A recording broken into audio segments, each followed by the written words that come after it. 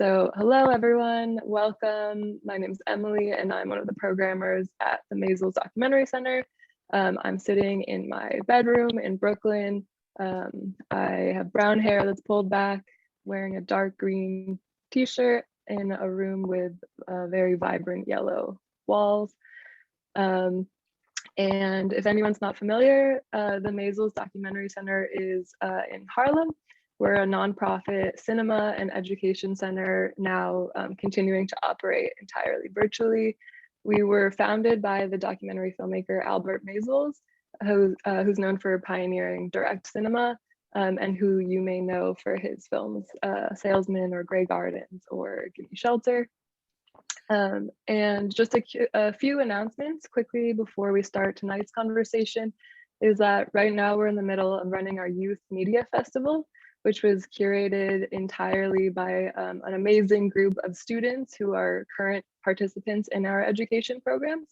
And there are some really incredible films available on our site right now, all made by filmmakers under 24, which focus on themes such as the COVID pandemic, racial injustice in the education system, and self-discovery. Next week, we're going to be screening Lynn Sack's newest film, a film about a father who, and have a conversation with her and several of her collaborators on the film. So that's going to be really exciting. And then also on April 8th, we are presenting, along with Screen Slate, the first inaugural Prismatic Ground Film Festival, which was founded and curated by one of my fellow programmers at Maisels, Ine Prakash. And there's a really, really breathtaking lineup of new and repertory experimental documentaries that I really encourage everyone to watch. So I am super delighted to be introducing tonight's conversation between Kavery Kaul, Jim LeBrecht, and Nicole Newnham about their films, Kavery's Back Walking Forward, and Jim and Nicole's CRIP Camp. If you haven't seen Back Walking Forward yet, it's going to be available on our streaming platform through April 5th on a sliding scale of $2 to $12. And then I also would highly encourage everyone to check out CRIP Camp if you haven't seen it yet. It's streaming on Netflix right now. And then once again, a very big congrats to Jim and Nicole on their recent Oscar nomination. So to introduce tonight's lovely panelists, Kavery Kaul's films reframe who we are and who tells that story. With a lively, refreshingly nuanced approach, her documentaries illuminate the complex human themes at the heart of belonging in the world today. Born in India and brought up in the US, Kavery's cultural background is unbounded. In films like Cuban Canvas, Back Walking Forward, and Long Way From Home, as well as her highly acclaimed TED Talk, she points to the importance of stories that connect people. Kavery's films have been shown at Telluride, Doc NYC, FESPACO, in India, London, Rotterdam, and Sydney, the Kennedy Center, National Museum of Women in the Arts, the Met, and many more. And she's won numerous awards and fellowships. A graduate of Harvard, she has taught at Columbia University and the City College of New York. Jim LeBrecht has over 40 years experience as a film and theater sound designer and mixer, author, disability rights activist, filmmaker, and founding member of Forward Doc. Jim began his career in the theater, working as the resident sound designer at Berkeley Rep for 10 years. His film mixing credits include Minding the Gap, Unrest, The Force, The Island President, The Waiting Room, The Kill Team, and Audrey and Daisy. Jim co-authored Sound and Music for the Theater, The Art and Technique of Design. Now in its 4th edition, the book is used as a textbook all over the world. Jim's work as an activist began in high school and continues to this day. Jim is currently a board member at the Disability Rights Education and Defense Fund, which works for the rights of the disabled through education, legislation, and litigation. And Nicole Newnham is an Emmy-winning documentary producer and director, 4-time Sundance Film Festival alumnus, and 5-time Emmy nominee. Nicole produced 2 virtual reality films with the Australian artist-director Lynette Walworth, the breakthrough VR work Collisions, along with Awavina. Previously, Nicole co-directed The Revolutionary Optimists, winner of the Sundance Hilton Sustainability Award, and also instigated, co-produced, and directed the acclaimed documentary, The Rape of Europa, about the Nazi war on European culture, which was nominated for a WGA award and shortlisted for the Academy Award. With Pulitzer Prize winning photographer Brian Linker, she produced The Drew Fire, about the combat artists of World War II, and co-wrote the companion book distributed by HarperCollins. Nicole earned an MA from the Stanford Documentary Film Program and lives in Oakland with her husband Tom and 2 sons. So pretty incredible panel for tonight's conversation. Quickly before we begin, I just want to encourage everyone to feel free to ask questions, participants, using the Q&A feature or by typing them into the chat. We'll open it up for audience questions toward the end of the discussion. And then also I encourage the filmmakers to ask questions to each other throughout. So I'll kick us off, but everyone please feel free to just discuss freely. Okay.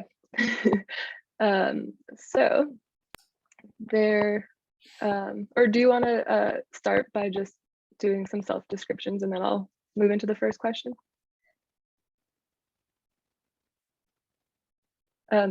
Jim, why don't you start? Okay, hi, I'm Jim LeBrecht. I'm an older white guy with long curly hair and black glasses. I've got a gray goatee beard with a mustache, and I've got kind of a orangish shirt on, and a red wall behind me with some movie posters. Kavery?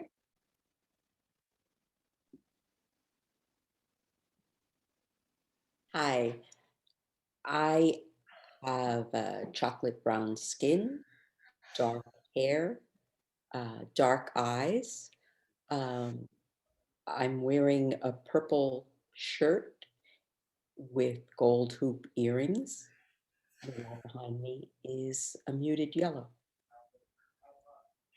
And I'm Nicole. I'm a middle-aged white woman with round, I go back and forth on what to say about my age, with round glasses and a sort of pink kind of tie-dyed sweater over a black shirt. And I'm sitting next to a bookcase in my house in Oakland with a kind of ochre wall that actually kind of matches yours in the background. Great, thank you. So there's really just an unbelievable breadth of things to discuss about across both of your films, from the characters to the stories to the larger context of the disability rights movement, as well as the form and sound and stylistic choices. So I guess the place that I was hoping to start is just with everyone's relationships or entry points to their respective films. Jim, yours is perhaps the most obviously personal, as we see and hear your perspective in the film, but I'm sure there's even more to it than that. So if everyone could just say a little bit about how they began the process of making this film, what their relationship is to the subjects and materials. Kavery, why don't you start us off talking about how you got connected with Eric and his family? Well, subject-wise, a recurrent theme in my work is belonging. We need to see and hear all of us. And I find Eric in Back Walking Forward to be determined, defiant, lively, capricious, difficult, wise, and we need to see him and hear him. And the first time I met him was through his doctor, whom I knew, and I remember that moment very well because Eric, like many people who aren't Indian, was struck by my name. It was unfamiliar to him, but he felt no awkwardness about that, like many people do. Right away, he started repeating my name again and again and again, as if he was trying it out. I was quite flattered. And, on another level, what I saw in that first moment in Eric's living room was a family. I'm a mother. I recognized Eric's mother, Susan, and his father, Isaac. That was the access point I found to the story. And Eric, Susan and Isaac gave of themselves to the film totally. And Eric did too. I think we all set out with the same thing in mind, that we wanted to try to change people's mindsets about brain injury and disability.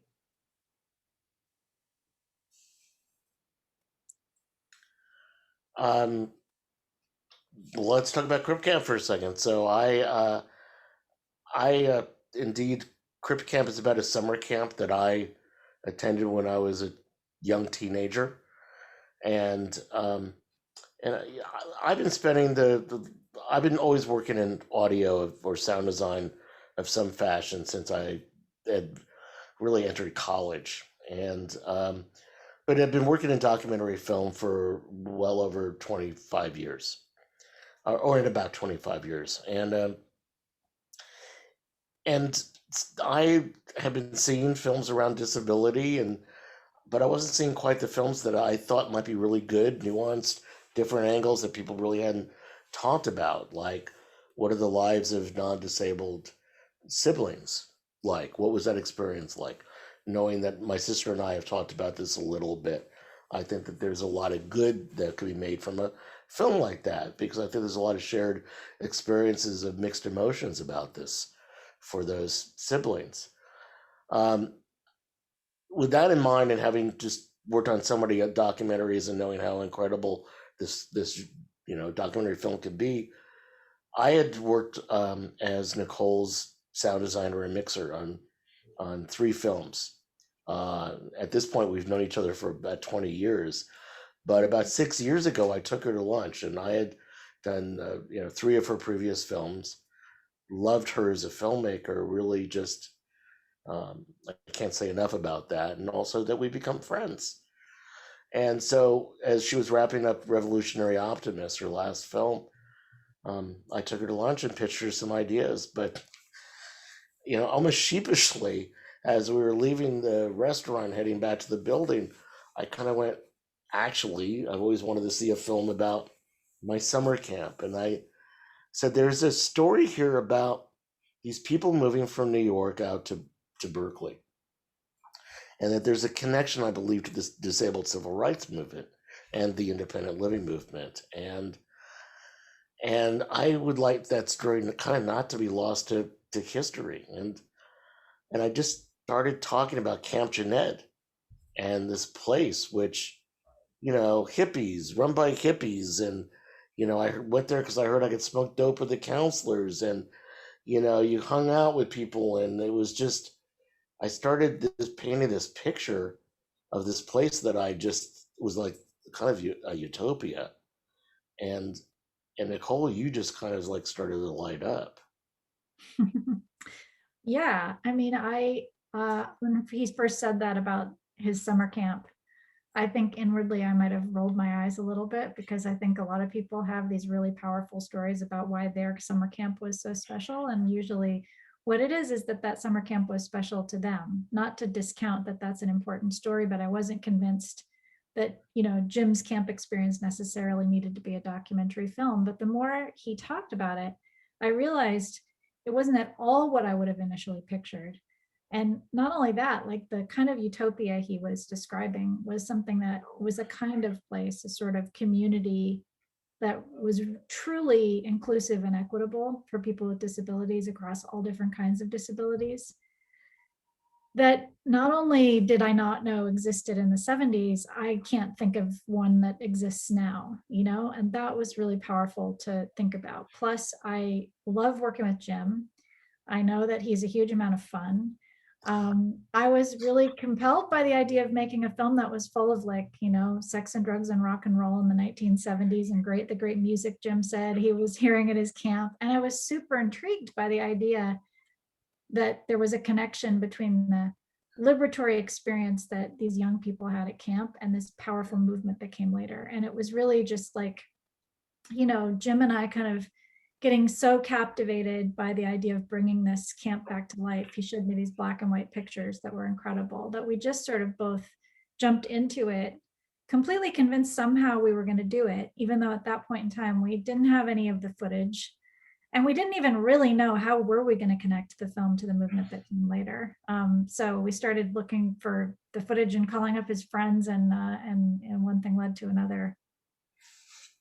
I have to tell you, Jim, that I never went to summer camp, but after seeing CRIP Camp, I would so like to go. It's not too late for you, Kavery. Oh, Still go to thank you, camp. Andrea. Hey, look, I thought about it over the years. Maybe I wanted to go back to find a camp somewhere and be a counselor for a couple of weeks, just because I wanted to capture that time again.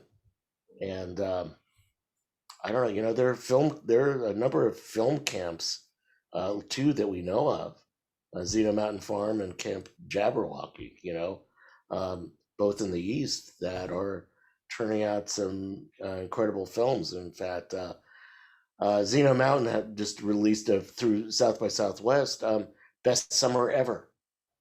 And if you get a chance to see this film, it's just joyous and everything you just kind of want in a summer musical kind of thing. And they just got a great write-up. I think it was in the Hollywood Reporter yesterday. So anyway, there are opportunities, I'm sure, for us to all go back to camp if we had the life that would allow it. Yeah. So one thing that I wanted to talk a little bit about is both of your films have sort of a very reflexive quality to them. This is something Kavery and I talked about a little bit. Back Walking Forward opens with, you see the people who are part of the production team using their slates, and Eric announces one of the first things he says is, "We're making a documentary." And then same in CRIP Camp. First of all, the amount of archival footage, it makes you wonder, just was someone always filming everything that you were doing? It's just, curious about how that all came together. And then also, Jim, you being there sort of as filmmaker and subject, kind of, narrating your experience. So I guess I wanted to ask you all about just some of the choices to expose different parts of the filmmaking process, and how, that very much is part of the films themselves. So anyone who can, feel free to jump in. Well, I started by spending a lot of time with Eric and his family to get to know them so they could get to know me too. And they led me by the hand through their days and what they like to do. And I learned what Eric likes to do. And that was really key to the making of the film, to draw them into it. And I knew I wanted to focus on Eric as my main character because it's his story and he wanted to tell it. I'm sure he wanted to tell it, from the way he behaved when we were shooting to every moment I spent with him. He knew it was about him and he wanted to tell his story. Now, I know that life is different since his brain injury, and Eric's life, the life of his family, has changed completely and so unexpectedly. I'm not here to pretend otherwise, and I'm not here to celebrate brain injury, but I do have a lot of respect, admiration, and fondness for Eric. And I wanted to show him the way I saw him. He still has a past. He's Jewish. He had his bar mitzvah. He loves music. He has the love of his family. And I just wanted everybody to meet the people I met, to get to know Eric as a whole person. And I think that often what happens is when you introduce a film like Back Walking Forward, people can be hesitant, but what they're bringing to the film is not Eric's hesitation, but their own hesitations. Mm-hmm. Their attitudes, their fears, their discomforts, their avoidance, which actually, to tell you the truth, have been shaped, quite frankly, by the movies we've seen, many of them. And so that's not the Eric I saw. That's not the Eric I know. And that's what shaped my choices in the film. And I think it's up to us to change our attitude. Eric can't do much more than he's done already in the film. I was really struck by his sense of humor and his playfulness and we're doing something serious here, and it's like, yeah, well, I'm just gonna, yank your chain a little bit here. And I think that that's a lovely insight to his personality, and that we do have these stereotypes of people with disabilities, and whether it's a stroke or a traumatic brain injury or so many different things, we have these I think, and absolutely it's what we see in the media that gives us these that perpetuates negative stereotypes and stigma. And that's what I really appreciated about him, and what you showed us in your film is that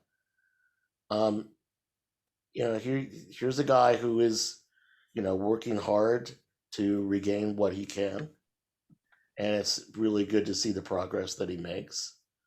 And it's also that his family is, those are real issues that families have. But I appreciated seeing him for in all of his glory, whether it was in a quote unquote inappropriate at times, but yet it is an aspect of joy and expression. And to me, that's showing us someone's quality of life as something that is what we all want. We want to be able to whoop and holler sometimes with joy. And maybe some of us keep our hoops and hollers a little bit lower. I'm usually the loudest guy in the hallway, laughing way too loud, and so, yeah, I mean, so anyway, I wanted to say that's one thing I really appreciated a good deal. Thank you. That means a lot coming from you. Yeah, I think also like with those like reflexive elements, and the viewer is aware of the fact that a film is being made here, and I think then you sort of come to understand that Eric is a collaborator in this project. This is something that you're doing together. This is not something you're doing about Eric. So I think that's a really cool kind of marriage of the form and the material. I mean, he's aware of the camera. Yeah. It's just, and Get that, right? Yeah. in so many films, let's just ride with that, So we don't have to have this forced, like, can't break a fourth wall or anything. It's I think in CRIP Camp, the minute we saw that little bit where these two campers who are part of a kind of, it's actually like it was a theater group, I think, that was being held at the camp, and this Radical Video Coalition, the People's Video Theater, showed up at the camp. In fact, they ran into a group of campers and counselors at a gas station in 1971, and the campers said, "Hey, what's that equipment you have?" Because it was brand new portable video, and people had not seen portable video. So they were going around and doing kind of pop-up video theaters with different communities and activists as an empowerment thing. And they would say, show up in Greenwich Village, and when there was some activity around the women's movement, and they would interview women and men about, various issues, and then have a monitor right there and be playing back what people said for that group. And it was the sort of empowerment of people seeing themselves. And so when they ran into these campers, the campers said, and counselors said, hey, we're having a Camp Olympics. Why don't you show up and film it? They said, sure. They showed up the next day, and the camp was on lockdown because of the crabs outbreak, which we show in CRIP Camp. And so they just dropped some acid and hung out for a few hours, tripping, waiting for the gates to open, which they did. And they went in, they were still kind of coming down off their trip, and all the sheets are on the lawn, and everybody's, having that kind of like joyous. And to some people's minds, possibly slightly inappropriate response to a crabs outbreak, which did remind me so much of some of the ways that I experienced Eric in your film. It's just like, not having the response that we might expect, and actually having a response that's totally about agency and joy. So when we saw that moment where those two guys are sitting in a circle being filmed, and they're joking around, and they say, "Would you like to see handicapped people depicted as people?" And the other one goes, "Excuse me, what?" We immediately knew that was how we wanted to start the film. In fact, we started our fundraising trailer with that moment, because it just frames exactly what we were trying to do, which, Kavery is so much similar to what you were trying to do, just like basically trying to give a full picture that challenges people's preconceived notions, which I often talk about as being almost like tractor ruts in the brain around inspiration and tragedy, and the whole act for us of making a film was figuring out, how do we keep people's brains from going into those tractor ruts, and how are we constantly challenging them and pointing out to them, kind of as the film is constructed, the ways in which they have accepted those kinds of tropes by confounding them, and I really felt that way so much about your film, that there were so many times when, because the point of view would kind of shift around a little bit, we would see how other people saw Eric, and then we would start to kind of go down one of those roads a little bit, and then he would pull it back to himself, or there would be an image that would make you think about that, think about challenging how you see him, and also just like these really profound questions, right, about like what is a self, and how do we think about the continuity of a person if things in their life have changed that dramatically. It just, I really found it incredibly thought-provoking, and it was a really powerful journey for me to go on to watch it. So I'm happy we had the opportunity to do this, and that I got to see it. Yeah, this is wonderful, because I think we are all up against the same challenge, and having seen it the theme in many contexts, there is always that question of how we look at people who are different, and can we get away from our preconceived notions and not be frightened by them, which we often are, no matter, not just with people with disability, but many people, right, who are different. And that's the edge we stand on now. If we can push our culture beyond that, we will have made a little bit of progress. Mm.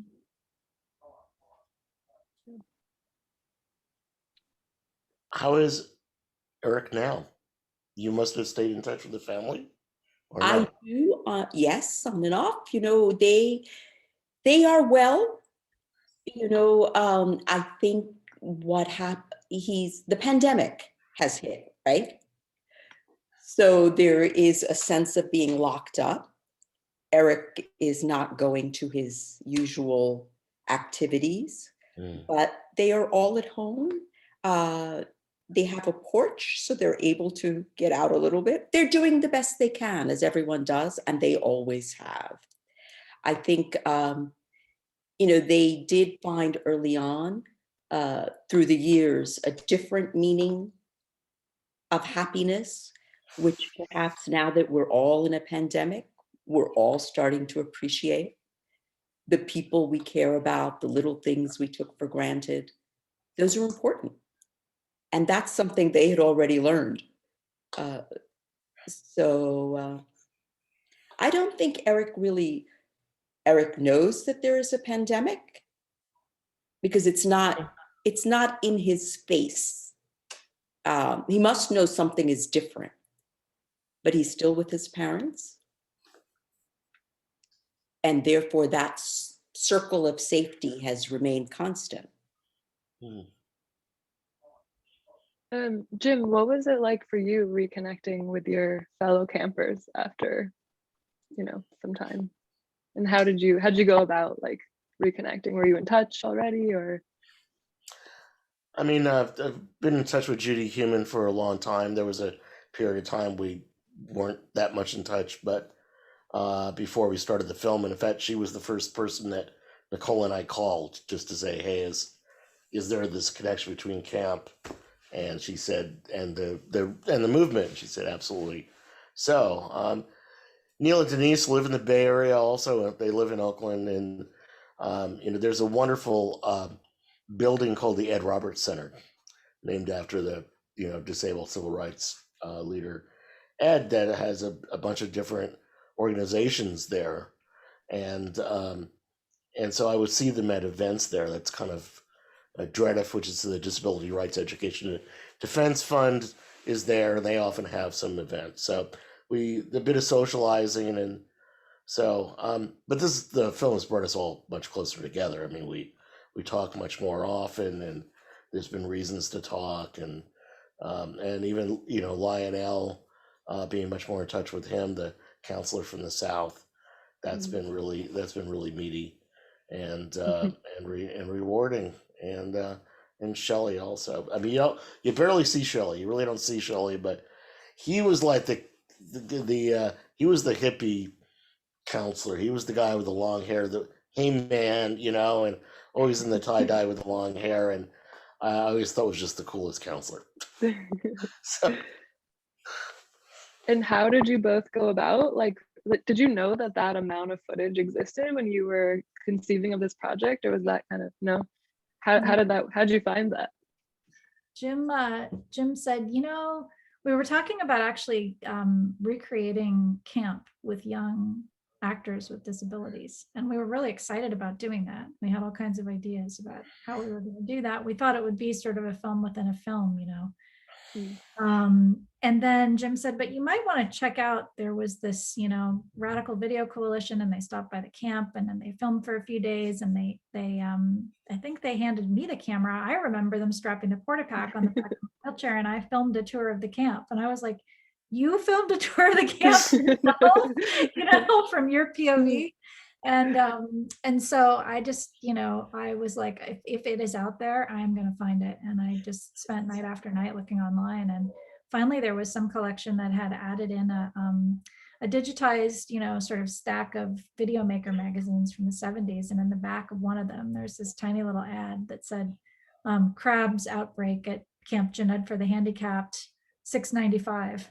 And then I was able to track down the guy, Howard Gutstadt, who was one of the surviving members of the People's Video Theater. And he lived just across the bay from us, it turned out, in San Francisco. And Jim and I went to meet him in a cafe in San Francisco. And when we came in the door, he saw Jim and he just burst into tears. I think the magic of that moment of 50 years ago, here's this kid, you give him a camera, and now he's, this noted sound designer and filmmaker who's telling the story from his own perspective. It was really beautiful. And they were midway through transferring, digitizing all of the footage through a grant from the NEH, but they had run out of money. So we were able to raise some money and make a arrangement with them. And then we just got this amazing hard drive, and we just sat in Jim's, mixing studio in Berkeley, and just watched it down, and pretty much one fell swoop, all 5.5 hours. And then midway through, I turned to Jim and I said, do you just feel like this, like we're watching a movie? Like we could just keep watching and watching and watching this? And well, anyway, you were personally traveling back in time at the moment, but we knew it was very special footage, from the get-go. it was really like discovering home movies that you didn't know had been shot. I mean, I remember those people there, but like this one really kind of pivotal part of the film where, the People's Video Theater said, help us make a film about your camp, talk to us, which is first really incredible because we didn't really have people give us that kind of agency as teenagers and as disabled teenagers. So, so this kind of roundtable discussion about how our parents overprotect us, I didn't even remember that happening. And then we're watching this one of the videos, and all of a sudden there I am with the microphones. Okay, we're gonna talk about our parents, about how they bug us and like lie to us and stuff. Where do we, it's like, wow. Yeah. Was Judy going to be in the footage? We were like, oh my God, we hope Judy's in there. There she was. And was Nancy, Jim's girlfriend, going to be in there? And there she was. It was powerful. It just felt, not to go all kind of Berkeley woo-woo on you guys, but it really did feel like it was meant to be somehow. Well, you really Yeah. struck gold there to Yeah. find that much footage that's so lively and full. It's amazing. Yeah, especially at the beginning, you were saying, wanting to make sure that this, narrative of the disability rights movement and independent living movements were not lost to history, and then all of a sudden found this like very literal, like, few days in history that otherwise could have been just not seen. It's pretty extraordinary. Those tapes were Ben Levine, one of the other folks who shot a lot of the footage. Also, he had carried that box of tapes 17 times from move to move to move. Wow. The chances of them being like destroyed or lost or damaged, it was just like, oh my God, this, I guess it was meant to be. What's interesting is that it's not like everybody thought, oh, the disability rights movement started at Camp Jened. If only there was footage of Camp Jened. The concept was actually kind of a notion that that not only Jim, Denise, Judy, various people who went to Jened kind of felt that there was that connection, but it hadn't really been explored in this way. And so, in a way, we were kind of like digging up the history in reverse and going, oh my God, here's this 21-year-old amazing young woman organizing the lasagna dinner at camp, who goes on to be one of the great civil rights leaders in American history, but nobody even knows her story. So there was something, I think we felt really like we were doing something really important, that we put just a huge amount of heart and passion into, because it felt like both this was the way to show how movements do get born, and the importance of community and inclusivity, and in making that happen, but also like being able to kind of use that really human, relatable aspect of kind of going to summer camp as a way to draw people into this history, to see it as something other than kind of like, oh, isn't that nice, the disability civil rights movement that was for people with disabilities. But we really needed, in order to get people to see the story the way we wanted them to see it, it was like we needed to take the whole first act of the film and use that as an exercise in kind of shifting perspective. Absolutely. I think what you did is you drew people in through an experience everybody except me had. I'm sorry. But all the people who went to summer camp are drawn into it. And then from there, they go into the movement. And, you talked about the human quality of it all. In the case of Back Walking Forward, hats off to Isaac, Eric's father, who takes so many home videos and shares them with people who want to know how Eric is doing. He's a very proud father who continues to do that regularly. And I think it's wonderful to document our personal moments, whether it's summer camp or our children doing something, because it's of value later on. These home movies we forget, or in your case, the theater group that did it.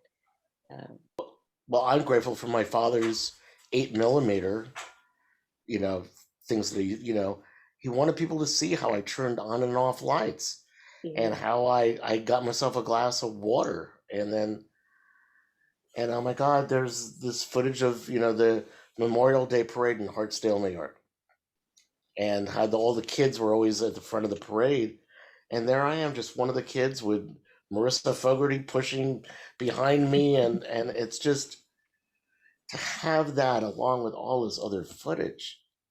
Yeah. Just come into the family, come in.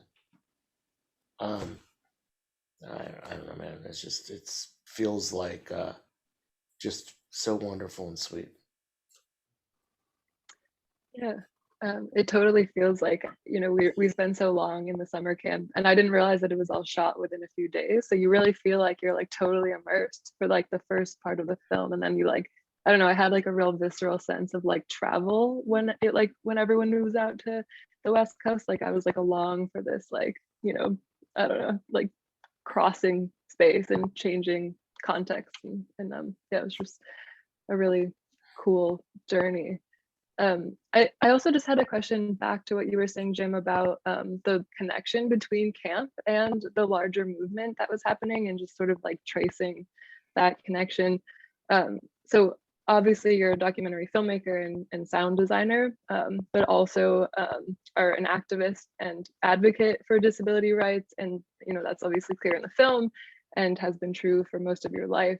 So I'm wondering like how when you were making the film, how were you like negotiating or marrying both parts of yourself together in the filmmaking process?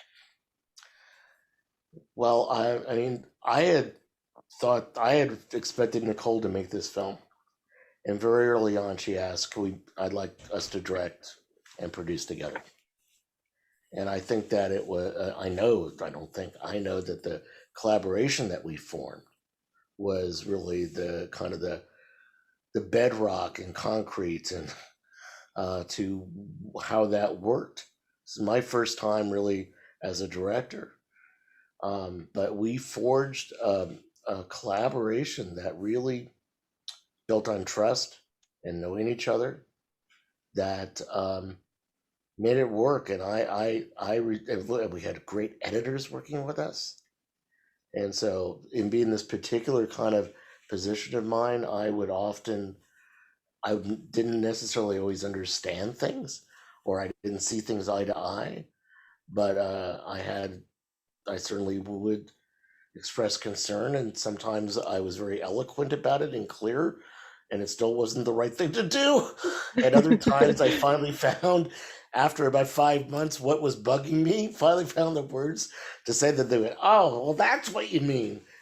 So this was a real incredible process.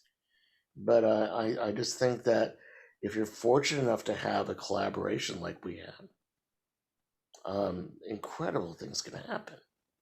It was amazing actually to watch Jim go from being in the film and in his personal story to being the director of the film, to being like a person who was part of a larger story. But, you know, like even just sort of trying to figure out how we were going to have him kind of be the guide into the story, kind of like a Virgil type character. But then the story needing to be not a personal film about Jim, nor a biopic about Judy Heumann, but really a film about a community, you know, and just trying to get that balance right, and then figuring out like, you know, what was Jim's how to tell the story of kind of like Jim's relationship to the 504 sit-in, for instance, which like Jim was in college, as you say, like eating burritos and at UC San Diego and not like focused on the sit-in, but that doesn't mean it wasn't like this really incredible experience for you and like a seminal moment once you knew about it and got up to Berkeley and hung out with everyone. So a lot of it was like really trying to figure out how can we kind of weave through the storytelling this very special perspective that Jim has. So for instance, like when we start to find Genetians in the movement footage that came later, like when we first watched that footage, Jim's like, "Oh my God, you know, there's Denise, wait, there, oh my God, you know, and so we wanted to give people that feeling like they're kind of along for the ride of discovering this history the way that Jim did. And I mean, it was an incredible feat that Jim, I think you pulled off, to be able to kind of take on and off so many different hats and so many different ways of seeing things, and kind of, you know, participate in the process of figuring out how to make it a coherent narrative. You know, I've also found a little bit of change in the field of healthcare. A lot of people in the field of healthcare have been showing and seeing Back Walking Forward. I'm sure they're seeing CRIP Camp too, because that's been satisfying to see people not wanting to see Eric as a case study or an office visit, but really interested in seeing that whole person and what is life like between the doctor's visits. And it's nice to see the medical field opening up to that way of looking at things. I was curious about your choice to have the doctor as such a present character in the narrative.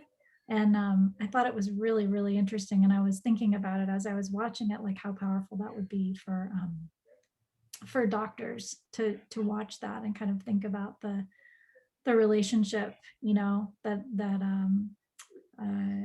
the medicine and the therapeutics and all of that.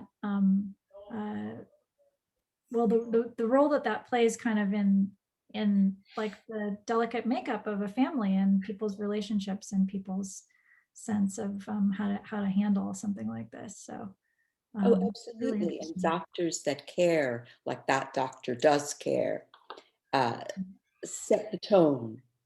And what I'm finding is also that usually when Eric goes to the doctor's office, there isn't much conversation. They don't see his humor or his other sides. And through the film, they're able to see a person, not just file number so-and-so.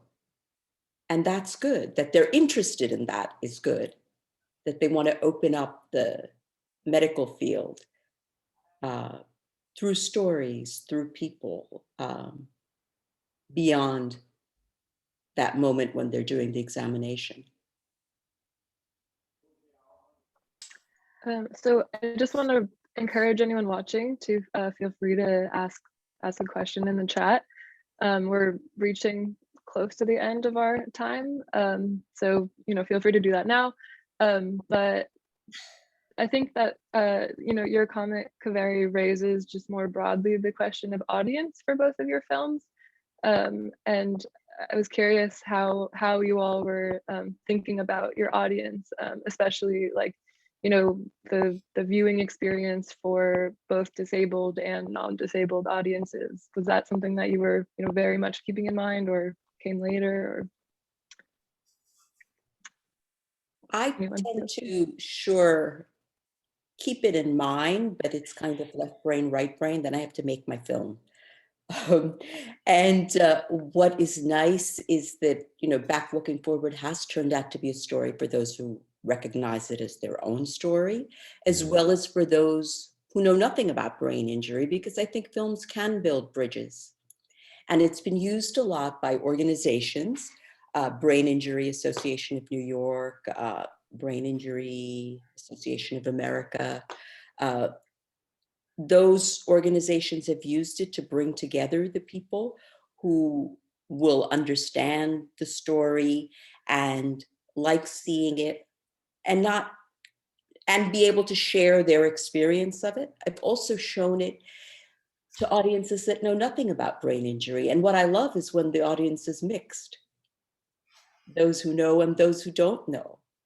And films can bring people together. And that's very rewarding, to put them in the same room. I mean, I think starting conversations was really high on our list, and that we hope to reframe what disability meant for both people with disabilities or without. And we were seeing these conversations starting immediately as soon as our film kind of launched. And I think it's been really important. I have to add one little footnote to my story. The film, I was asked to show it when I was in Kolkata in India, where I'm from. I was happy to show the film, but I wasn't sure how the audience would respond to a Brooklyn Jewish family. And what was amazing was that afterwards, there were many people who came up to me and talked about the disabilities and brain injuries in their own families. And the film kind of allowed them to breathe and say it, despite all the stigmas and taboos that Jim mentioned earlier. Wow. So that happens too, and it's lovely. Yeah, I mean, we've heard stories about people seeing the film and they're no longer calling somebody like, derogatory term or calling them as, yeah, hey, wheelchair, but like, hey, Billy, it's like almost people that were dehumanizing, realizing, no, these people have got names. And, any kind of progress like that is, we're grateful to hear about. Yeah, I think for us, we really did try to take advantage of the fact that we were a collaborator with a disability and a non-disabled collaborator, and that we were therefore kind of able to keep both audiences in mind. But I don't think it was so much that we were like, oh, well, this play for both audiences, but more just that like the kind of active questioning and kind of about like, well, what's important? Like Jim had these like really pressing kinds of truths that, I think you felt like were really important that the film could get across, like the the film touching on sexuality and was really important. Like I'm trying to think of some of the other things. There's just sort of like the hierarchy of disability. There's these things that like Jim from the very beginning was like, if we can get into these things and make people understand these things, it's going to be really important. And then there are like all the things that I was bringing to the table around like all of my misconceptions and questions. And so I think, both those things were important. And also that when we screened the film in rough cuts and got feedback, we were really intentional about showing it to a really diverse audience of disabled people as well as non-disabled people. And we got some amazing feedback from some of the disabled friends and family and filmmakers that we showed it to, including one of my favorite moments, which is at the beginning of the film. There's a young woman with a brain injury who is describing her disability, and she says, I don't know exactly my handicap, I was run over by a bus. And you hear another camper say, congratulations, in the background. And we had never known what that person was saying in the background, but when we showed it to someone else, she recognized that that's what was being said. And she said, why don't you put that in there? That's some really good CRIP humor. I guess I just kind of feel like that's like a little bit of a good example of sort of how we worked and how we treated it, that we wanted people to come into this world and see it as a fully realized, kind of culture, and know that the story was being told from that POV and on those terms, but be able to have access to it, understand it, and feel like they could, follow their way through it and learn it a little bit. Yeah, that's really amazing to hear. We have one audience question, which I think is a really good place to end, and I wish that we had more time to spend with this, but about the role of sound in both films, which I imagine is a big one for both of you. I'll let the sound designer start. Thank you. Well, Nicole and I, it was really important. There's things like really wanted to get the wheelchair sounds right.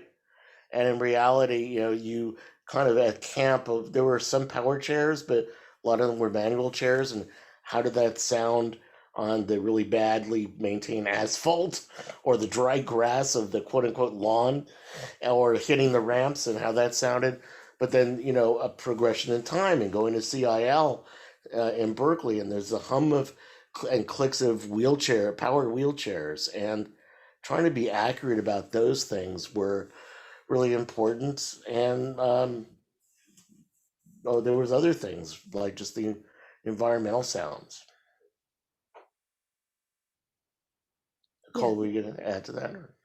Oh, I mean, it was incredible working with Jim. I mean, for years while we were working on the film, he was like collecting, wheelchairs from the 1970s and recording the sounds of them on various surfaces and stuff. And I was always like, okay.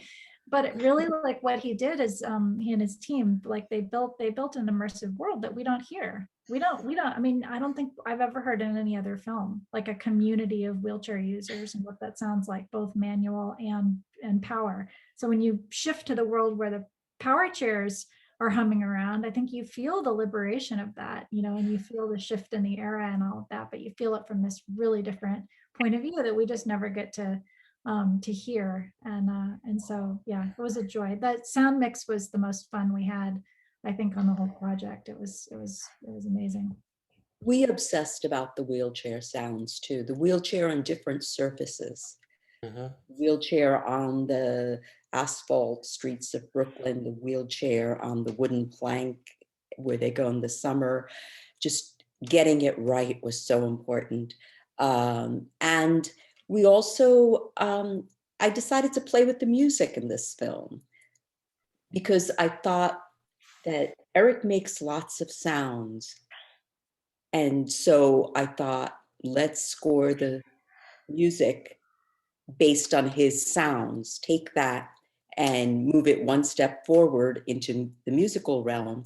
And that became the foundation for the music in the film, which was improvised with found objects. And there is a bass in there at times, but mostly it was inspired by the sounds Eric makes.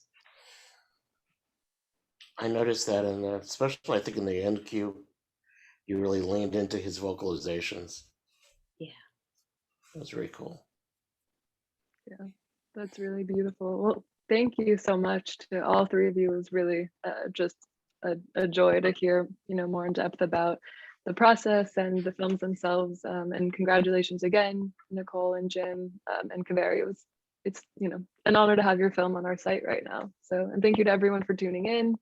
Yeah, and don't forget to watch Back Walking Forward and CRIP CAMP.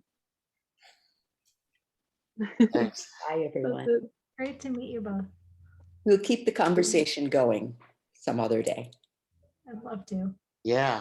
Great. Bye. Right. Bye, everyone. Bye. Okay.